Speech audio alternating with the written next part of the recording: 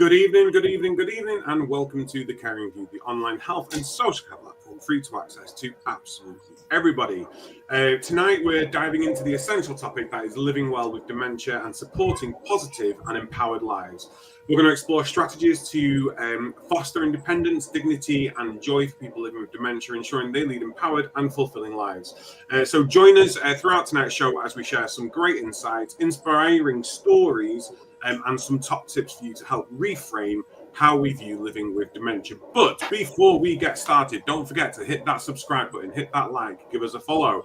We are live tonight across Facebook, LinkedIn, YouTube, Twitch, X, and Instagram. It's growing every single week. www.thecaringview.co.uk. You get access to all of our free resources, our podcast episodes, our chat show episodes, our suppliers lists, and most importantly, our sponsors. Because yes, we get sponsors. We cannot do this without the wonderful, generous donations from our sponsors. Mark and I do everything for absolutely free. You have free access to everything that we provide, and we will never charge you. So without further ado, roll call to our sponsors. And I've lost my link, but it's coming now. So we have Prosperwell, the UK's leading digital marketing agency, www.prosperwell.co.uk. If you missed the links, I'll pull them up. Don't worry, because they will be showing up across the screen throughout tonight's episode. We have CBAT, Care Business Associate Training, for all of your health and social care training requirements. Attis Care by Attis Insurance Brokers. They are more than just your proactive risk management and your insurers. They are a helpful voice at the end of the line. We have Log My Care. A really great platform for digital social care records, believing they still have a freemium version out there. So if you want to try them out, you can do so for free. So go visit them. We have Florence, directly connecting healthcare professionals and organizations with shifts and training, a great alternative to agency work, and a really great learning platform as well. We also have Health Automated. Jack, I apologize, I've not got your banner sorted yet, so we will make sure that your website goes up on this. And last but not least, one second, I pulled the wrong one up. Last but not least, we have UK Care Week. For those of you that don't know, we are doing a theatre at UK Care Week in March. So please go sign up to UK Care Week now. You can get your tickets nice and early, and you can join us for 2 full days of fun and education. It's going to be great. I know you never thought fun and education would go in the same sentence. I never thought skinny and hair would go in the same sentence for me, but here we go. It's 2024, so let's change our way of thinking. Good evening, Mark, and how are you? Yes, good evening. Not too bad. How are you?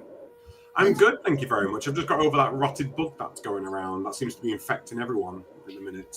Yeah, it's definitely going around. So, yeah, everybody I speak to seems to be under the weather, but... I was going to say something really gross then. I'm going to say it anyway. The green that I cocked up yesterday was a fabulous green, and I thought to myself, God, I wish I'd have chosen that. But like for my walls in my living room, it was just a really good green. But I'm clean now. I'm clear. I'm feeling healthy, and I'm feeling fit. So tonight's show, Living Well with Dementia, supporting positive and empowered lives. If you've got questions, if you've got tips, pop them into the comments, and we will bring them up throughout the show. But let's introduce our fabulous guests. So I'm going to go top to bottom. So, Kay, good evening, and where are you from? Where am I from? I'm from Splice of Lime, so I'm a marketing agency in the care sector as well. So I've been in the care sector for a few years. I'm also a non-exec director at NACAS, National Association of Care and Support Workers, which I work with Beth there. We know each other from that place. Fantastic. Welcome to the show tonight, Kay. Thank you. Dr. Emma Williams, tell us a bit about yourself and where you're from. Hello, thanks for having me. So I am Dr. Emma Williams, and I'm a behaviour analyst who is the director and founder of Positive Aging Consultancy and Training. And what I do is provide behavioural support to people living with dementia and training up their caregivers in behavioural techniques to help them kind of understand why different behaviours might happen and the best way to support them to get people's needs met. Fantastic work, Emma. Absolutely fantastic work. Am I okay calling you Emma throughout the show, or would you prefer Dr.? No, Emma's fine. And Beth, good evening. Welcome to the show. Tell us a bit about yourself and where you're from. Hi, I'm Beth Hendy and my company's called And Wiser. I'm based in Morpeth, Northumberland, and I support people to live well with dementia. I provide practical solutions, hands-on support, and I'm really into technology, all sorts of gadgets, and also really simple and practical things as well. It's all about getting to know the person and then helping to make sure that they live well, solve their problems, but also help them to really get into doing the things that they enjoy doing, make sure there's no barriers there. Oh, wonderful. Well, welcome to the show, Beth, and thank you for joining us. I'm going to hand over to the fabulous Mark. Yes, thank you very much. So I think the first question I've got is, I think the majority of us will be supporting people that have had the diagnosis, quite likely to have been supported by an unpaid carer, family member, a neighbour or a friend, and then have come into a care service when needs must. I want to kind of jump back to the kind of diagnosis stage around actually what tips are there for that diagnosis. And obviously people will be diagnosed in their dementia journey at various points, but what practical tips are there for somebody watching tonight? It might be that there's an unpaid carer watching that's currently going through that with a loved one. Beth, I'll come to you first, then I'll come to Emma and Kay. I'll then jump over to you.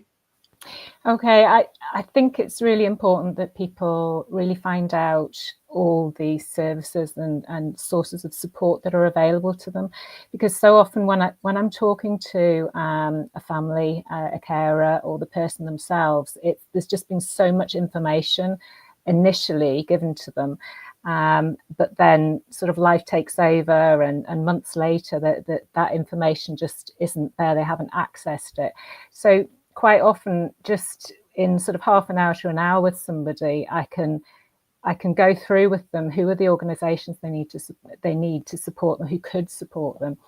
And what I do in particular is I work in a really sort of ultra local way. So I live in Morpeth, a town in Northumberland. I know the services in Morpeth inside out. So I'm not just saying to somebody, oh, you need to contact the Alzheimer's Society, you need to contact Age UK. I can say to them, Jenny and Abby, the dementia advisors at the Alzheimer's Society, are brilliant. They've helped other clients. I can say to them that the Age UK Dementia Social Group at the Methodist Church on a Monday morning is run by David. This is what it's like. The one at Ashington's different. You might prefer that one. It's that sort of local knowledge that I try and impart. But for somebody anywhere in the country, there's some key things you need to make sure that you're in touch with some key organisations and just make sure you're tapping into that support. I mean, social prescribers, the local GP service. So there's lots of sources of information, but I think it's quite overwhelming to just get a list. You need somebody to sort of sit with you and help you work out what's good for you and what at that stage. And then obviously things evolve over time, and then you need further support. So that's what I'd say, is get all that information together first. Thank you very much. And I think you touched on some really good points there in terms of the dementia navigators and the local prescribers, because I think actually they go under the radar a lot. And I definitely think back to when I was managing a care home, actually, they didn't really come across the radar that much compared to my current role in reablement. And we have a lot of contact with them. And I think listening to you there, one thing I think lacks from when I started in social care compared to now is that nominated social worker or named person at the local authority that would touch base on a regular basis with that unpaid carer and the individual that had the diagnosis to offer that signpost. And it is kind of a minefield out there for some family members and people when they very first access social care. Emma, any further advice on top of what Beth's spoken about there, or anything you want to reiterate? Yeah, I think Beth kind of covered all the main points there, but after a diagnosis, people can feel very, very isolated and like they're the only ones kind of going through that journey. And to give people as much support as possible so that they don't feel on their own. And if they start to see different behaviors happening, if they kind of know that other people have been through similar or are going through similar, then it can just really help alleviate that isolated feel. And knowing so as well as all the kind of signposting services, knowing what benefits you might be entitled to. If you've got to then become a carer, you will be able to access some different type of support that might just, help kind of bridge that gap slightly. Thank you. And I think isolation, and we should have said at the beginning, I completely forgot, is we did have a family member joining us this evening, but unfortunately due to last minute, they had to pull out. But I do think that actually you touch on a really valid point there, that actually a lot of unpaid carers have to give up work. They end up looking after their loved one. And then they do lose those friendships, the relationships that they've got outside, just because of that tie to looking after that person the whole time. But yeah, no, I think that's a really good point. And I think for any unpaid carers listening today, as hard as it is to carve out that time through respite to actually have that time for yourself, and just reassure people that actually that's not selfish, that's positive for your own mental health, to have that time to do something that you enjoy doing. Absolutely. And it's not always easy. No, it's not. No, completely understand. Okay, anything from your perspective in terms of early diagnosis? There was a couple of things that you said that, I mean, they're not related to marketing per se, but in terms of my own experiences and family experiences around the mental health side, and I think what you do often see is a lot of feelings of guilt, in the way that you act, because a loved one does change, their personality can change, and what they're doing can really impact the family environment. So I know that there's quite a few resources out there, but this is where my head starts to flip into the marketing piece of, it's a big challenge for all of these sort of grassroots organisations to be heard and be seen and get to the right people. And I don't really have the solution for that, but it is definitely a big challenge. No, absolutely. Adam, any thoughts from you on this one? So for me, it is around trying to break down that stigma, isn't it? Do you know what? Mum's memory is not the same as it was, or there's a couple of accidents that are happening, or I'm having a couple of accidents and I don't remember things how I'm supposed to. And yeah, I might get a birthday card for my birthday that says, "Oh, getting older, forget where your keys are." But actually, I'm going to go get checked just in case, because the sooner we find it out, the more support I can get, the more effective medications could be. I could do some lifestyle changes. It's like cancer. It's like any illness. Putting it off only makes things worse in the end. And I think it is super important for us to get that message out there, that it's really difficult to overcome that guilt of putting somebody into a care establishment or putting care in place at home. I've got first-hand experience of it. I've had it with my dad. I've got it with my grandma, who sadly passed a couple of years ago, and with my granddad. And there is that element of, they always said they didn't want to go into a place like this, but also knowing that if I keel over, there is no one there to support them. And we need to make those connections now. We need to get something in place so they are known to people, so that they can be supported. And also, I can't put myself in the ground doing this as well. I can be there as much as I possibly can be, but there is an element of, these are my final years with somebody and I want to really enjoy it with them as well. And that's not selfish. It's not selfish to go, I need to take a bit of a step back because I need my mum to be mum, or I need my dad to be dad, or grandma and granddad to be who they are. So it's just around finding people to talk to. Find your local sort of support groups. There are dementia cafes out there. There are places where people can just go and offload and go, look, this is what I'm struggling with. I mean, not even in person. I mean, Facebook is full of them. And if you want to be completely anonymous, go onto something like Reddit. There are so many forums on things like Reddit and other chat forums where you can go and just talk about stuff open and freely and ask those questions you might feel ashamed to ask out loud or around people. And then I'll always come back to, there are no such things as stupid questions. The only thing stupid is not to ask them. And just ask as much as you can do. It's a really emotive topic, this tonight. It's a really hard-hitting one.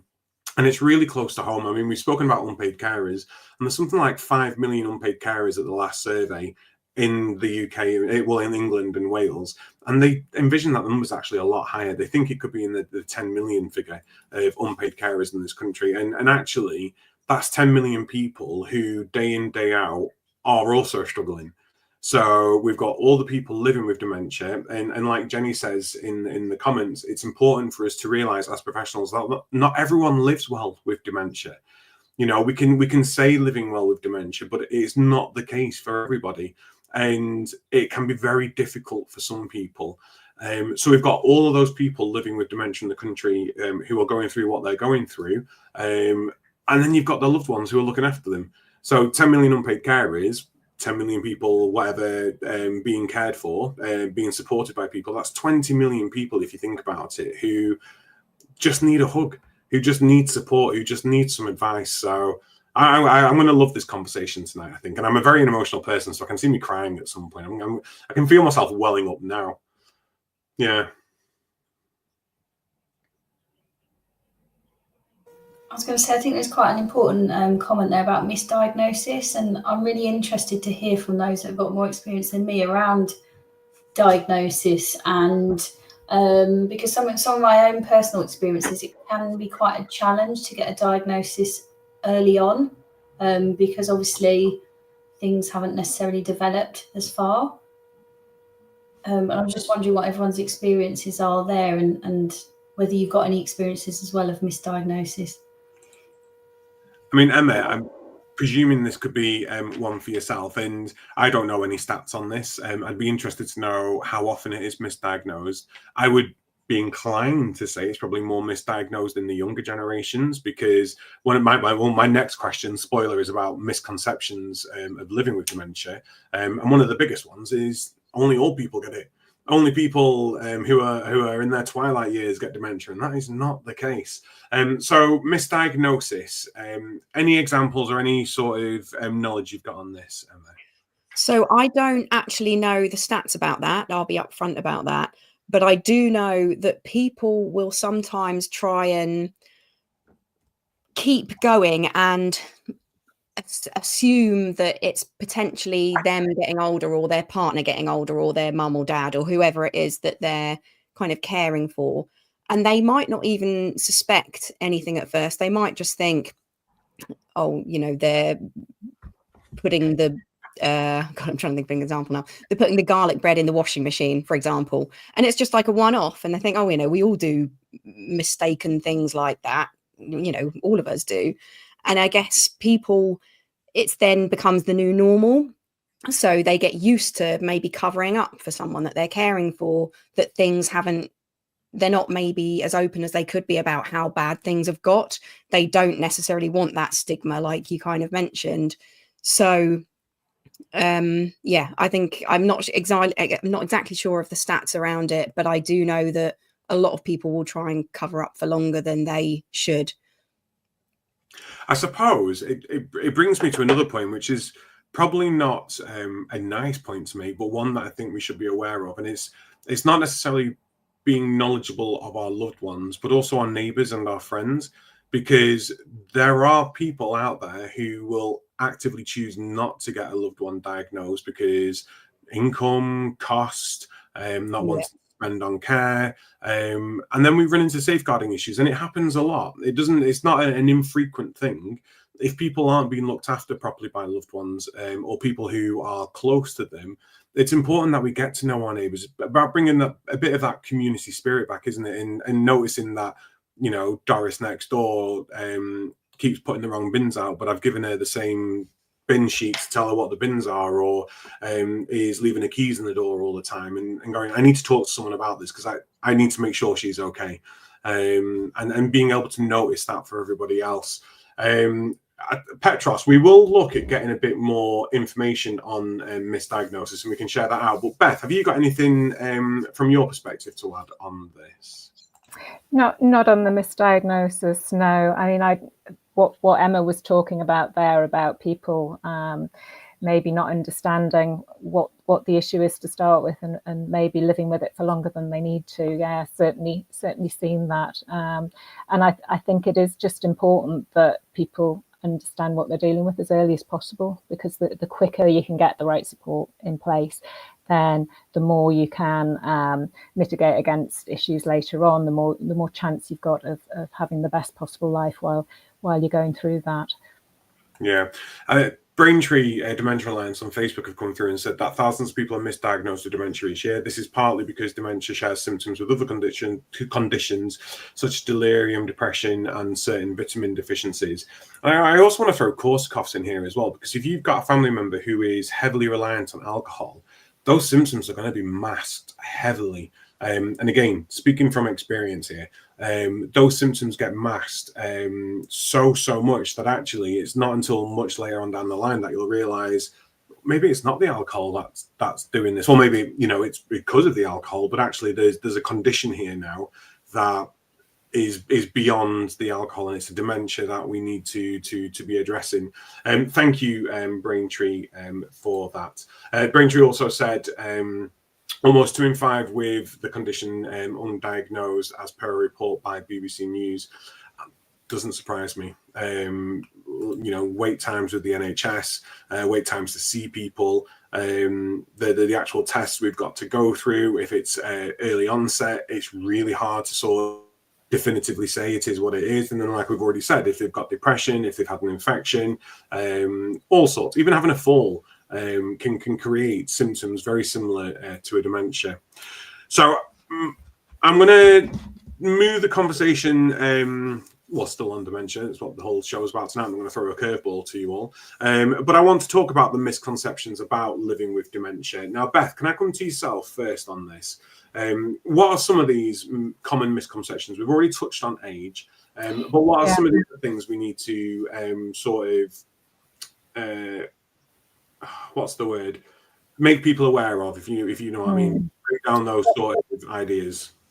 Well, certainly the age, that is a big thing. I have clients who are in their 60s, and the only health issue that they have is Alzheimer's. They're physically fit and they're active in the community.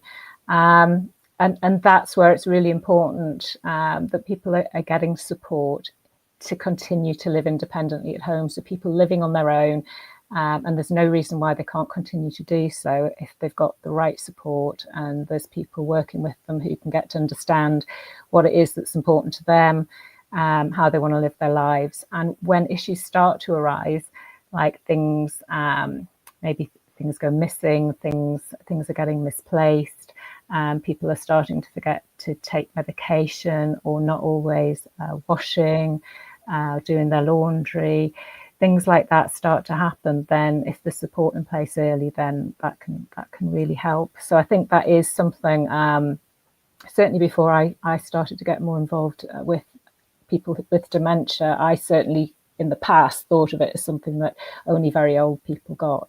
So yeah, that is a common misconception. And I think also just that people think maybe of the later stages, and people don't think about those early stages when it is just small things that are happening, but they can have a big impact, and people can get so distressed by losing their wallet again, and not being able to find something and feeling stupid. And they're things that people can get support with, and there are things that can be put in place just to help make sure that doesn't happen, because there's nothing worse for that person or their family than seeing that unnecessary distress. Sorry, I thought I was on mute then. No, I totally agree. And some really great points that you raised there for us, Beth. And it is around that, the stress that it brings. And I'm going to steal another one now. And Emma K, curse me, it's fine. But dementia makes people angry. You know, if you've got dementia, you're going to become a really angry person, and you're going to become really physically aggressive. And, it's really, really... But actually, try and put yourself in that person's position. Try and feel scared. Try and feel lost. Try and feel alone. Try and feel not recognizing your surroundings. And actually, what we see is somebody who's afraid. And a lot of the times when we say about people, you know, they became really aggressive when they got dementia, it's like, right, well, was that aggression a symptom of dementia, or was that a byproduct of what dementia was doing to them? So was it the fact that they were afraid that was causing some of that lashing out? And I think that's really important to understand when we think around positive behavior support, that actually there's much more to that person than them becoming angry. Let's think behind the anger. What could be getting that person angry?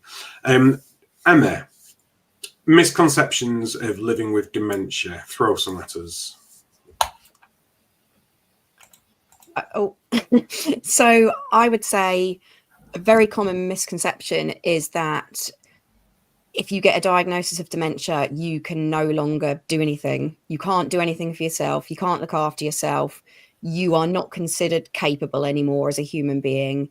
And like you were just saying then, Adam, is that if someone then exhibits different behaviors, so showing fear or anger or similar, people don't understand that those reactions are coming because of an unmet need. So if you've taken everything away from someone, if you've taken away their independence, if you're no longer giving them any choice about how they're cared for or what their life looks like, or if you're not allowed to go out for your daily afternoon walk or similar, then all of a sudden inside that person will start building up confusion and resentment, and they might not potentially understand why they're feeling that way depending on where they are in their journey.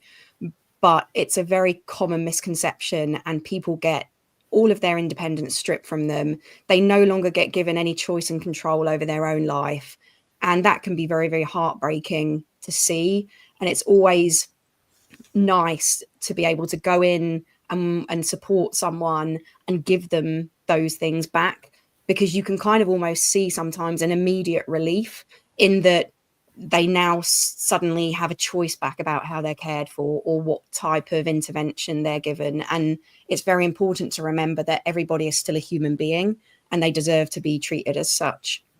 Yeah, when you were talking then, you made me think of, obviously facilities with locked doors, and yes, they need to be kept safe. People need to be kept safe, but actually that doesn't mean they need to live in that building 24/7. Yeah. Go to the shops, go around the grounds, go to the park. I have a huge thing, and I'm gonna try and segue this into marketing and come over to Kay as well. But I have this huge thing around painted murals. I have this huge thing around distraction walls and things like that, because for me, all I see is they increase aggression. Walking up to a wall that looks like a bookcase and not being able to take a book out of it because of depth perception, and then the person getting angry because they can't do it. Painting a door so it doesn't look like a door, but you can clearly see the handle, and not being able to get through it just adds to that frustration. And I know they look well in an article, and I know it looks nice on social media, and oh wow, look how lovely that is. That looks like the shops when they used to go. Yeah, but it also looks like a window and a door to a shop, and the person's going to want to go in it. It needs to be functional. It does. It needs to be tactile. It needs to be functional. Stephen says this, my partner, when we play with our cats, and with the laser pen, and we play with the laser pen, and they run around on the ground and they try and get the laser, but there's nothing to grab. So after a while, it becomes a pointless exercise for them. So where's the reward on that? Where's the sort of gratification for what they're doing? And it's got to be something that they can relate to. They can actually experience. And I know that's a really bad analogy, but it's the same for people. Well, it's just the same for people. I'm not even going to say people living with dementia. It's the same for people. We need to be able to actually experience stuff. Kay, I'm going to come over to yourself now for your views on this. Yes, Braintree, sorry. Oh, we're on the same wavelength, you and I, Braintree. Wall murals. Ooh. So just in terms of what's being said, though, I mean, I've got personal experience of all those scenarios that Emma is talking about. And I know Emma from marketing work, and I know her services really well. And it's... I just think it's really interesting to think about how you take that from a home environment. We're talking about unpaid care and obviously people who are actually placed in care. I guess there's a really big challenge, because when I think about my family who were looking after my granddad and they were coming up against all of these challenges, it's I guess it's really difficult for them to know where to turn to for support. I know we've talked about this a little bit off camera, and I'm going on a bit of a tangent here, but I love the technology side as well. Clearly I love marketing, but I love tech as well. And I I'm really interested to hear from, I feel like I'm taking over a bit, but I'm here to learn as well. Interested to hear from Beth about what kinds of technology she actually finds useful for helping families in the home, because, you know, I just find it really interesting, and I'm just really interested to hear some practical insights. Well, there's so much stuff that you can use, and it does depend on the situation. Obviously, some people have a family member living with them, other people live on their own, and their nearest family member who's supporting them might live hundreds of miles away. So obviously, any sort of smart tech. I'm a big fan of Alexa for video calling, and you can put up on the screens. You can put slideshows and things, as well as having that ability to just drop in without someone even needing to say anything. I think one thing, linking back to what we were talking about there before, even just losing things can be so distressing to people. So you've got all sorts of devices these days, key finder type things. So the Bluetooth devices like Tiles or AirTags are fantastic to attach to things like wallets and keys, bikes and whatever. I mean, I had a fantastic example helping somebody find their wallet, walking around with the app through a little store, and hearing the beep and finding the wallet there under a pile of clothes that, was so distressing to have lost it. And we found it again with the app. In the house, what's useful is, if somebody's living on their own, is one of the simple radio frequency key finders, because using an app on a phone to find something can be really tricky, and it can be really tricky to talk somebody through on the phone, especially if the app's on the phone. So something a bit simpler with the remote control maybe attached to the wall so that doesn't go missing can be great. So if someone's on the phone to a family member saying, I've lost my keys, you can quickly establish whether they are in the house or not. So you can easily say to somebody, right, go over to the wall, press the red button. Can you hear a beeping? And if they can hear a beeping, then at least they know that they're in the house. A little bit harder then to find them, actually, because these things don't beep for very long. It's a bit of a two-man job, but at least that the immediate distress of, oh no, I've left them outside, that can go. But then when it gets to the point when you're worried about the person themselves maybe going missing, this is where I think there's the technology there. You've got to be careful with the Bluetooth trackers. So a Bluetooth tracker like an AirTag or Tile, it needs to bounce off a phone that's running that app. So if they don't have a phone with them, or they're in an area where there's not other people with phones, then they're not much use and they don't really update very often.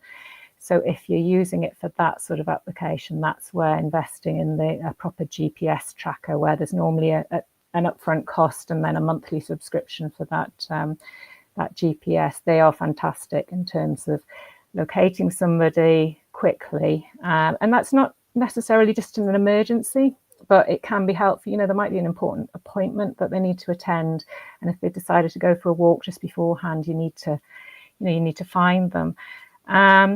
But the other thing that's useful, and this sort of ties in with Emma's work, behaviour analysis, is you've got that history as well, so you can see where somebody's going and what time they're leaving the house, and then you can start to track back and think if it's becoming difficult to manage, or they're maybe starting to leave the house at times of the day that aren't so safe, very early in the morning, maybe while it's dark. You can start to get a bit of information from that and start to look back to what was happening at 4 o'clock in the morning in the house. Maybe was there something that triggered that leaving the house? Maybe it's colder, maybe the heating needs to come on earlier. Was there some sort of noise or something else happening? So you can start piecing together the puzzle and think, is there something that can help us? Rather than start looking at, does somebody need to be put in a secure unit? Maybe there's something we can do to, help change things so that they don't get to the point where they're doing something that's unsafe. Loved all of that, and I'm going to butt in before I hand back over to Mark, because you raise some really, really great technology, and all that technology is super helpful, and it's stuff I've used with my family in the past as well. But then I also have my professional hat on, and I sit there and I think, if I did this in a nursing home, I'd have to apply for a DOLS, because I'm actually restricting someone of their liberties. I'm stopping someone from living that free life. And for those who don't know, DOLS was supposed to be replaced with LPS. LPS has sort of become this sort of mythical thing now, where no one really sure if it actually ever existed in the first place, because it's just not here. If LPS does come into play, then I suppose this technology that we're so used to using in people's own homes and supported living and other similar places will then be called into question, because actually it will be restricting someone of their liberties. You know, it will be a form of restriction, because we're monitoring them, tracking them. And then obviously it raises the ethical questions as well of how much data should we be tracking and who has access to that. The main reason I wanted to interject though as well is, although technology is great, just to remind everyone about Herbert protocols.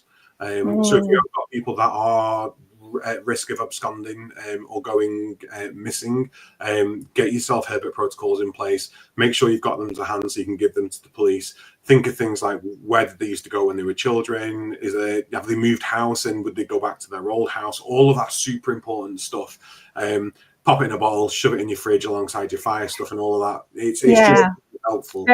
There is actually also some police forces now, including Northumbrian Police, have, I think it's Safe and Sound, they call it. You can actually register it online in advance. It's not all police forces yet, but in Northumberland, the local police force has a facility for doing that.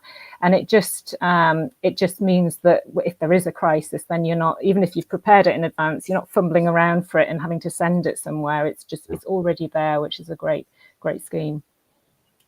Thank you, Beth. Sorry, Mark, over to you and Emma.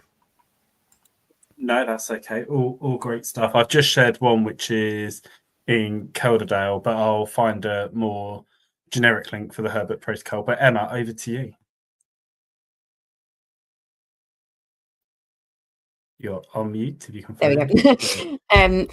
Yeah, so I think technology has a huge place in the kind of future of dementia care, or care in general, really.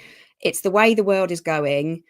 And I think rather than be scared of it, we need to kind of embrace it and learn to use it in a way that for future generations that are going to have to go through this type of thing, to make sure that we've got solid evidence in place that supports and we kind of learn from how technology can be used.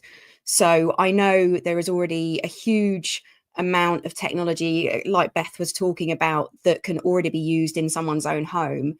And from my point of view, if it's someone's wish that they want to stay in their own home for as long as they can, rather than go into a care home, you know, obviously if they've given consent or someone else are kind of giving consent for them, if they're not able to, then if we've got technology in place that allows them to stay there for longer, we're kind of meeting their wish and their needs in the best way that we can.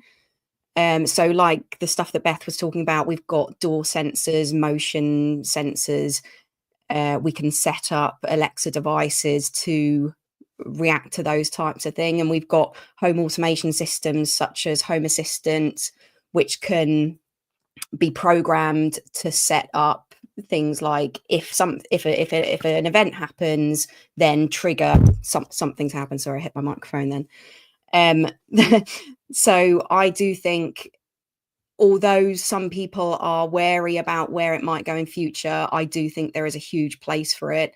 And if you're using technology for some types of care aspects, we may well be able to get people's needs met in a more effective way than not using them. I am actually working on something currently which will be a global product when it's released. I'm not really able to kind of say what it is about at the minute, but it is a tech-based product, and if anyone wants to sign up to hear more about it, then they're more than welcome to use the link that's just been posted and kind of join that list And when it is released, we'll send out all the information about how people can access it and exactly what it does, but I just can't quite say yet. You're such a tease. Sorry. Thank you very much for that, Emma. I was just making some notes around, and I'll touch on the technology bits. And then before I move on, Adam, I'm going to bring you in. I think when we were talking around misdiagnosis and some of the bits, just wanted to put my LD, my learning disability hat back on. The number of people living with learning disabilities that also have dementia and it's masked and go undiagnosed. And I think if there is anybody here, and we quite often have people viewing that work in learning disability services, is around that awareness for your frontline staff, but also to empower them about the challenges, because I know that a number of the services that I've worked in the past, when I felt like somebody has dementia, actually there's a knockback from a lot of healthcare professionals that think, oh, they've got a learning disability, so what's the point of having a diagnosis of dementia? Or age goes against them because they don't feel they're old enough, or the challenges from your own colleagues around actually why would you push for it when they're already receiving care and support, and what's the point? And I think there are a lot. So I think if you're a carer or even if you're a manager, actually empowering your staff team to follow that. It does come with its own challenges in terms of local authority funding, especially where I am, with 3 of the local authorities that I've worked with in the past, is that the second they've got the diagnosis of dementia, because it's obviously a lot cheaper to put somebody in an elderly service than it is a learning disability service, they quite often try and pull the person out of that one service and move them. And obviously then they lose their friendships, the support network that they've built living in the learning disability home. Just in terms of the tech, because there will be people watching, there is so much tech that is already on the market in terms of what you and I can all access. And I think sometimes we hear about specific AI products that can be built into an Alexa device. And I think for the majority of people, actually try what you can get on the street market first, as opposed to diving into a lot of expensive tech.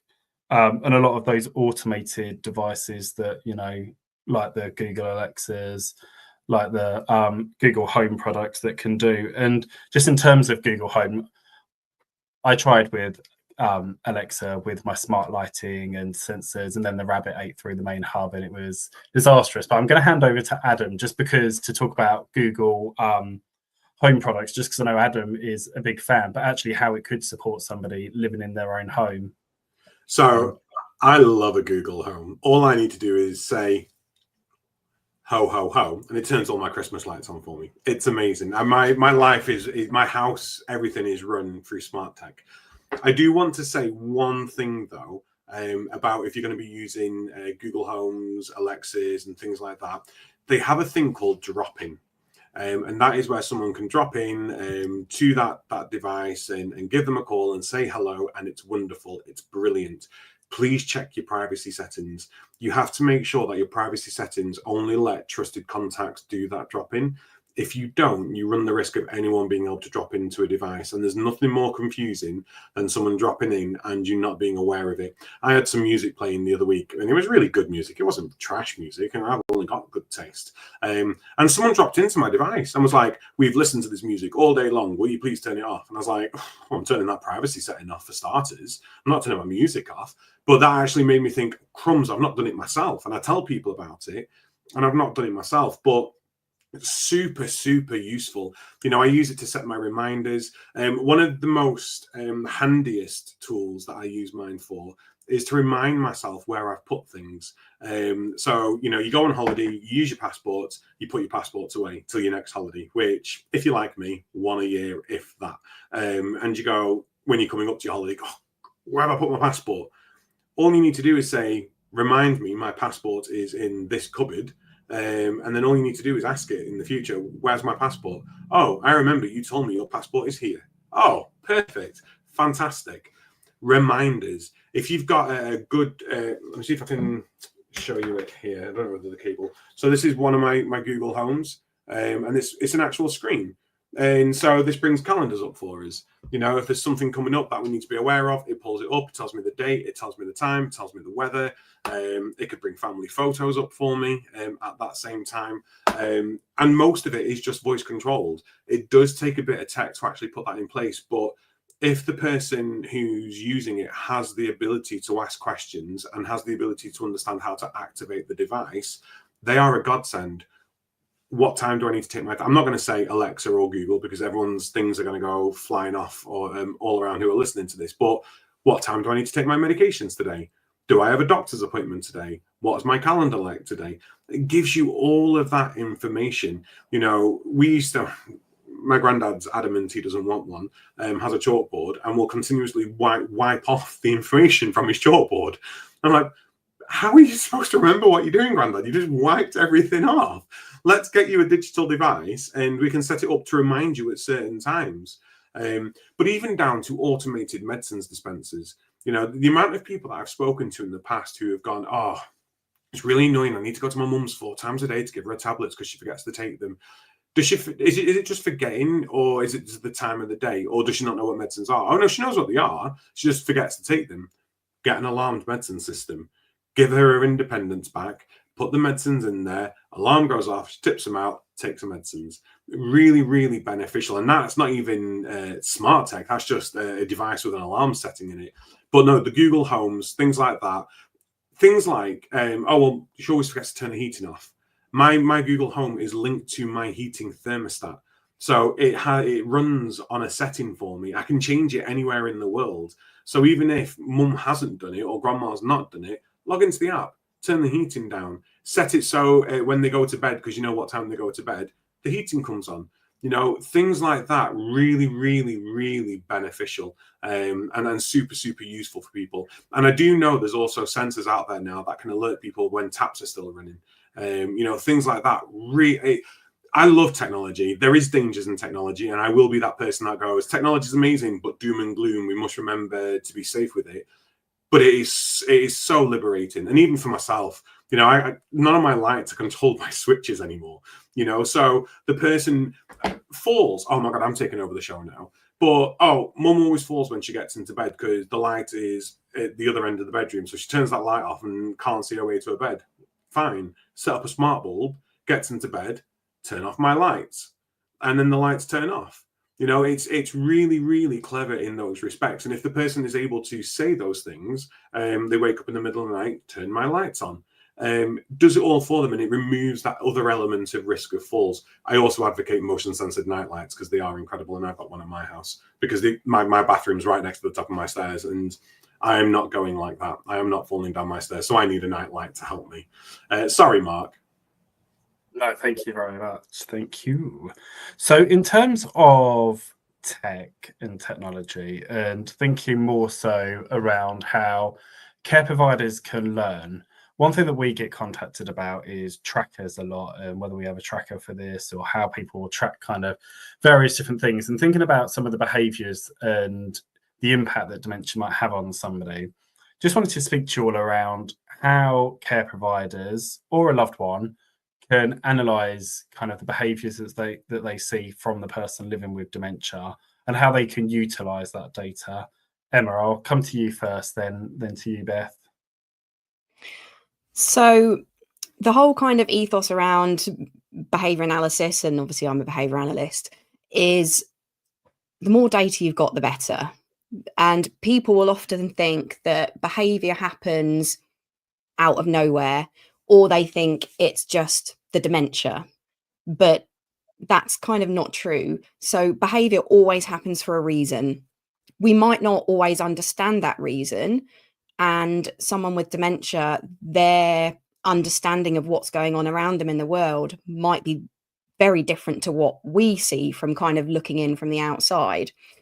And what we essentially do is assess the environment, assess the behavior. It's very person-centered approach. We're always incorporating the person and their life history and their likes and dislikes and preferences to find out exactly why behaviors are happening. And a lot of the time, when someone has a diagnosis of dementia, what caregivers will really struggle with more than most other things is learning how to support with those behaviors, because they don't understand why they're happening. It doesn't make any sense to them, and they can really kind of struggle then to help someone get their needs met. So actually something I did based on my clinical work that I've been doing around North Wales is develop a range of courses which is aimed at new carers, so people that didn't necessarily expect to find themselves in the position that they're in when they start caring for someone. And it's all about giving them that basic behavioural knowledge and some kind of really practical tools to help them start to understand why they might be seeing certain behaviours in the person that they're now caring for. And obviously with more complex cases, you'll always need a behaviour analyst to kind of come in and carry out those detailed observations and assessments. But those very basic behavioural tools can be really, really vital in changing how someone views the person that they're caring for. Very much. And I think just listening to you there, Emma, in terms of actually as a care home provider, if you need support from a behaviour therapist or a dementia specialist, actually they're going to ask you for a lot of this information before they come in, because they're going to need that data to be able to analyse it, to then be able to put that support in. Beth, anything that you would like to add at all?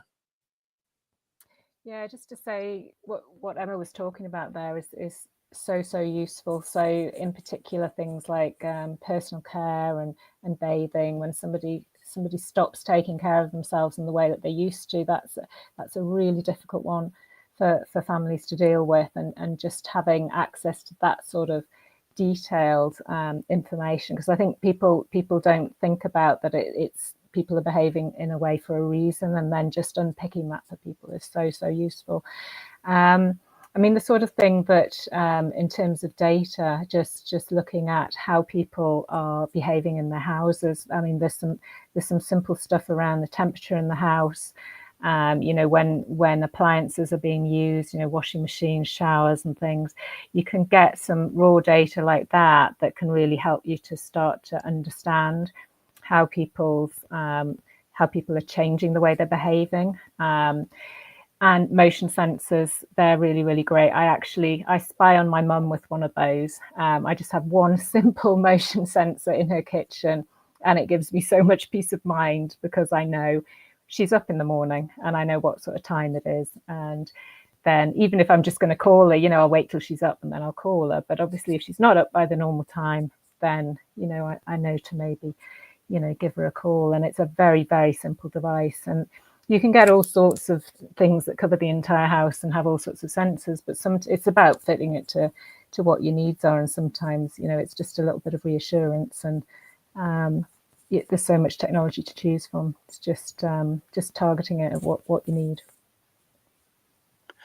No, absolutely. And I think you hit the nail on the head there when you spoke about reassurance, because I think for a lot of people, that's all they want, is that reassurance that their mum, their dad, sister, brother, whoever it is up in the morning, has had something to eat, has had a drink, has, whatever part of their routine it is.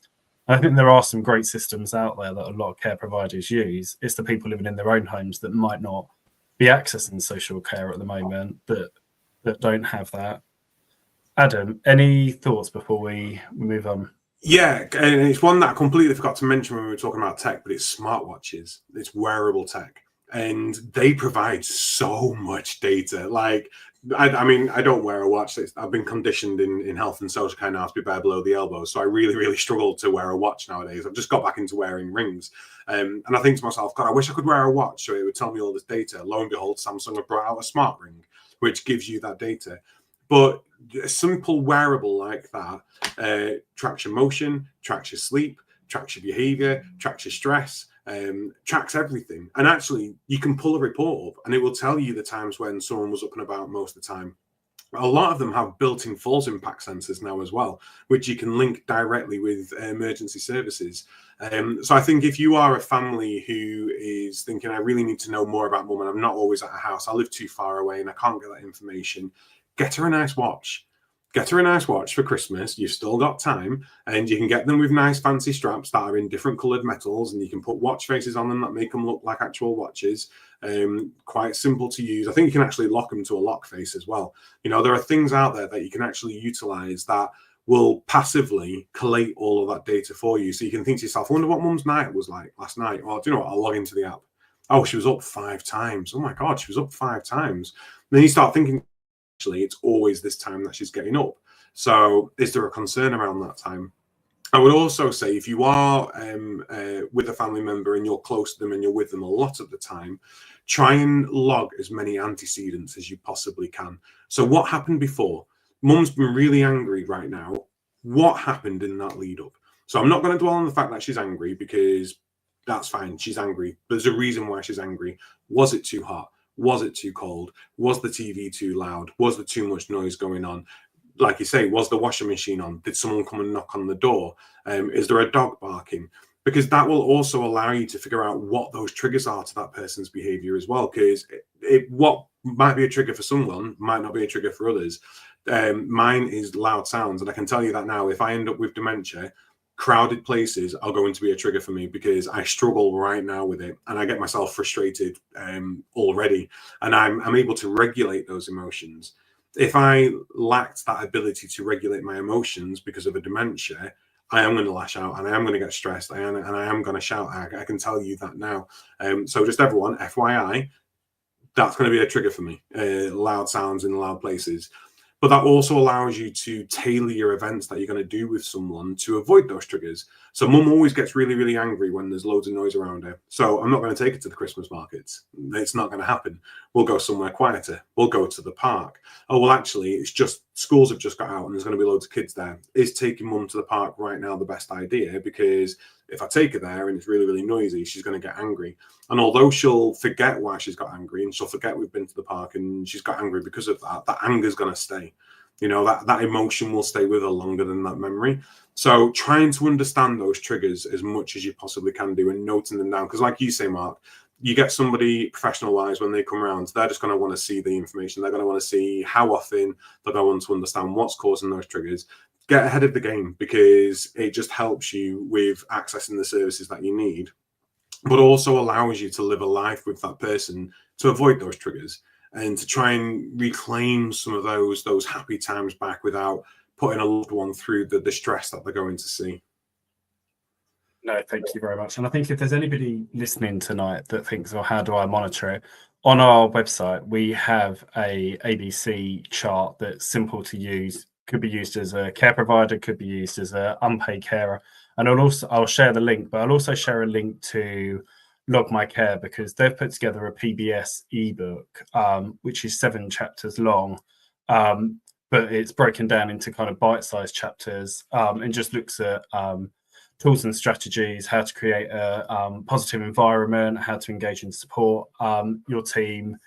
Talks about tech, but it also has a PBS plan in there, and that was created by a PBS coach that joined them to create that. So I'll share those 2 links, because actually they're both really good resources to have. I am conscious of time. Adam, I'm going to throw it back to you. Time always seems to go very quick on a Tuesday evening. It's like we're in a time vacuum. But over to you, Adam. Well, I thought to myself tonight, you know, as we do at the beginning of every show, we've got an hour. I hope it's going to be a really good conversation. Mark and I had a massive list of questions, and we've barely touched them. Dementia is a topic. There's over 120 types I think we know of dementias. Well, probably way more than that. So it is a topic that could go on for ever and a day. I just want to ask each of you, if someone's watching this and they're just beginning on their own dementia journey, or they're starting a dementia journey with a loved one or a friend or a relative, what's one piece of advice that you'd want them to take away tonight? Kay, you're on mute. 1 second. There you go. You as well. I was just saying, that's a tough one to throw at me. One piece of advice. I'm gonna segue back into marketing because that's my area of expertise. When I think about, I know this is advice for people at home, but when I think about the business side of things, and if companies, when we're talking about care providers, are doing the best they can with dementia services, obviously they should be utilising those in their marketing materials and messaging that, so that when people have to take the tough decision to put a loved one into care, they feel comfortable with the decisions they're making. So as I said earlier, I love the tech side, and I would hope that care providers, if they're utilising some really good tech, and there's loads of solutions out there, many have remained unnamed today, they should be putting some of those things forward when they are talking to you about taking your loved one into their service. So what would my one piece of advice be, is to make sure you are asking lots and lots of questions around their specific services and things that they do to support your loved one, because there are so many things on offer, and they should have a whole ream of information and a raft of things that they're able to tell you about, because there's so much stuff out there. And this is why, we've not touched many of the questions, because it is such a big topic and there's so much out there. And we've got, just another 2 people here, Emma and Beth, talking on the topic, and we haven't covered half of the things. So it is massive. And I find it hugely interesting, and I know it's a really tough situation for many people at home, but I'm kind of excited for the future. We've got specialists bringing on services. I'm working with providers on other products, and talking around preventative care. And I think it's hopefully going to be an exciting future when we can take some of the learnings from care homes and share some of that information out to people who are trying to do the unpaid care at home. I think once we can get to that point, it will be a turning point for people at home. No, I totally agree with you, Kay. Thank you for that. Beth?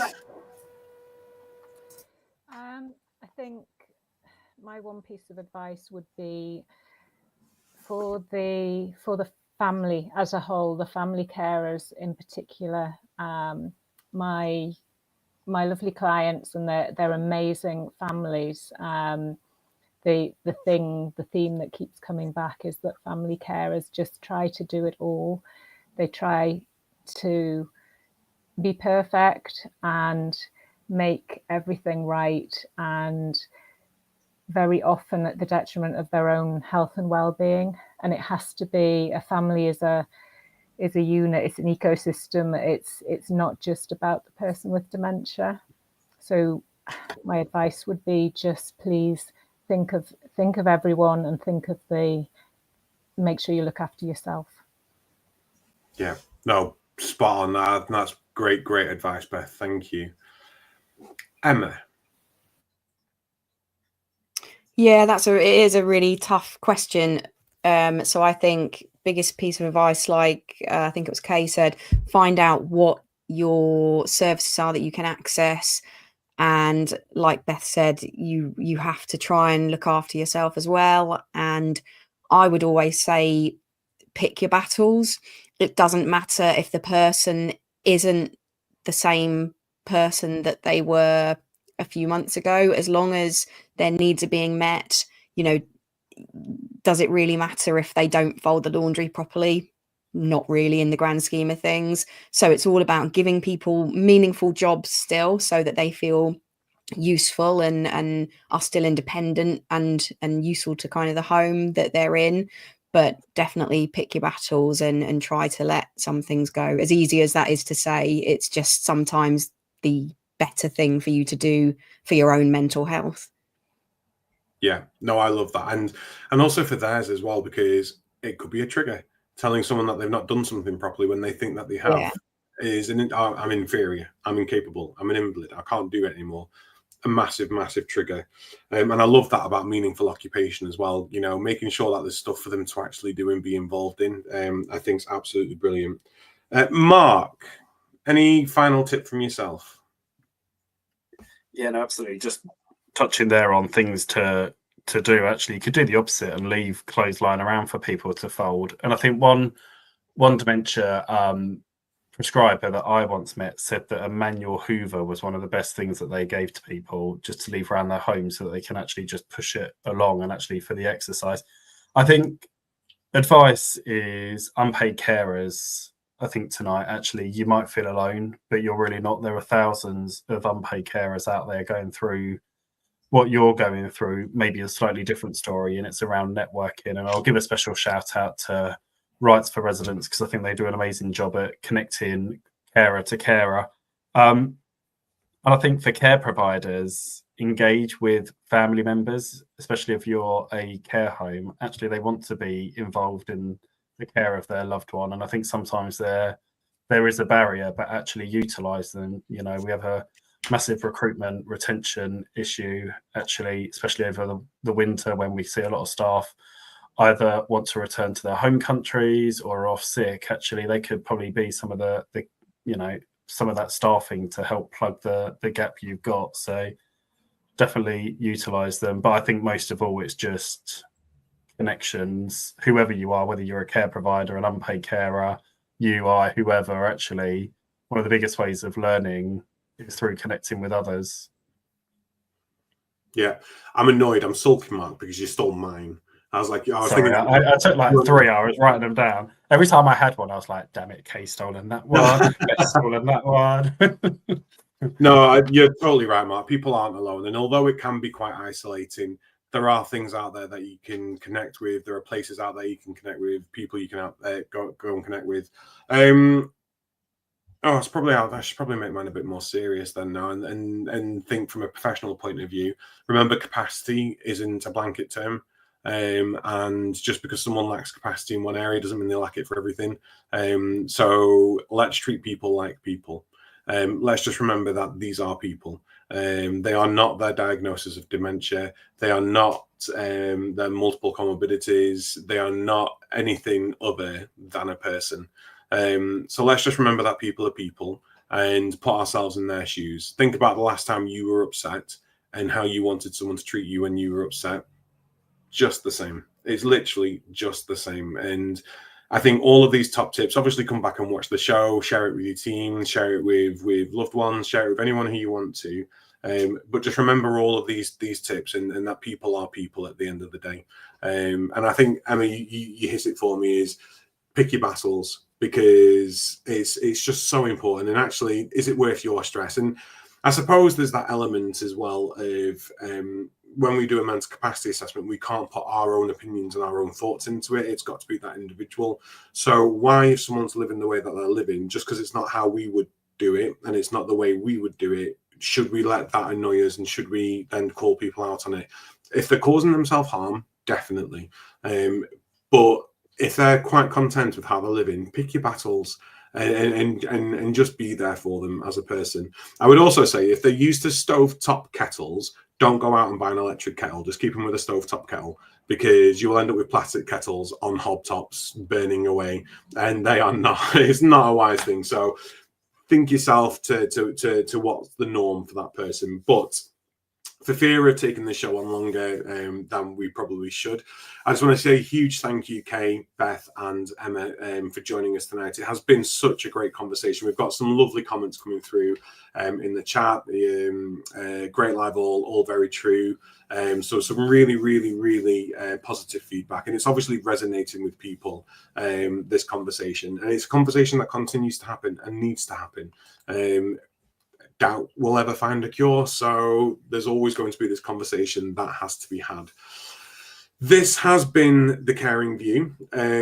Next week, and I want to introduce next week's because it's something that's quite passionate to me. It's something that I'm quite behind at this moment in time. So for those of you aware, I'll have a double agenda next week. I lost a loved one very close to me to alcohol, but I've also gone sober myself. I've been sober a year and 4 months now, and next week's show is all around how reducing our alcohol intake, or if you're brave like me, ditching it completely, can really, really help you focus. It can help you achieve, it can help get your mindset into the place that it needs to be. But if you're watching next week's show after watching tonight, it can also help prevent you getting dementia as well, because alcohol can cause it. Unhealthy lifestyles can cause it. So next week's show is going to be really, really powerful, really, really interesting. You will have to listen to me drone on about the fact that I'm really proud that I'm a year, 4 months sober, and how much it's transformed my life. Don't come into next week thinking, oh, they're going to tell me to ditch alcohol. Not at all. Have a glass of wine while you watch the show. We don't care. It's all around those positive tips and how it can empower you to have a more fulfilling outlook on life, as well as perform better in your way. See, Mark, I didn't put you on the spot tonight. Well, Mark's going to turn around and tell me, no, Adam, that's not next week's show. It's the week after. No, it is next week. And I was prepared this week. I was prepared. We will be, I think it's good just to caveat to people. If you pop over to YouTube after and just subscribe, we're going to be trialing a new streaming service next week. So we don't know how it's going to go, but we're thinking of moving away from StreamYard onto something else which is a bit more AI and techie. So yeah, watch this space. Hopefully the move is seamless, but if you can't find us for whatever reason, it definitely works to YouTube, so we'll definitely be on YouTube, but hopefully on all these platforms. And I think actually it allows us to stream to more, so we'll add another thing to our belt in terms of where we stream to. But it looks quite funky. I'm quite excited. But Mark, seamless, you and I, in a sentence, never shall happen. There will be bugs, there will be hiccups. Just bear with us next week whilst we try out our new system. So thank you so much for joining us. This has been The Caring View, www.thecaringview.co.uk. Please do check them out. Check out the sponsors. You can find them running across your screen. Check out Health Automated, who built our website for us as well. We've got so many people out there who are so keen to see social care survive, and not just businesses, but actually people living in the community, people living with care, people who are living with unpaid care. There's this drive at the moment to make sure that actually everyone has the support they need. I say everyone, not Lancashire and South Cumbria ICB, who have just pulled the plug on our training hub, which means no free social care training now for Lancashire and South Cumbria, and I had to put that dig in because it's really wound me up this week. But the people who actually care are really trying their hardest to make sure that actually social care has the resources that it needs, and which is why we do everything completely free. We are never going to sit here and go, oh, here's a taster, have something and take it away. Just because it's free doesn't mean that it's not good quality. We work very hard with very, very professional people, with very, very knowledgeable people to provide these resources for you. So please don't be put off the fact that they're free. They're free because we love you all, and we just want you to be able to succeed, and we're not charging you. www.thecaringview.co.uk. We will be here live next Tuesday at 7:30. Mark, is next Tuesday our last one before the break? it is indeed, but I don't think we're away for long. I think it's only 2 or 3 weeks, just because there was such popular demand for 2025 that I started it kind of mid to end January, and then we're already in kind of April, May time. So I thought, I better bring us back early just to squeeze in an extra few shows. So yeah, but then I expect Christmas jumpers next week, Mark. Then I expect Christmas jumpers. I'm going to be wearing mine. I've got one of Santa in hot pants skipping, and it's amazing. It's my favourite thing. You have to remind me. Thank you so much, everyone. Good evening. Please take care, and we will see you next week. Thank you very much, everyone.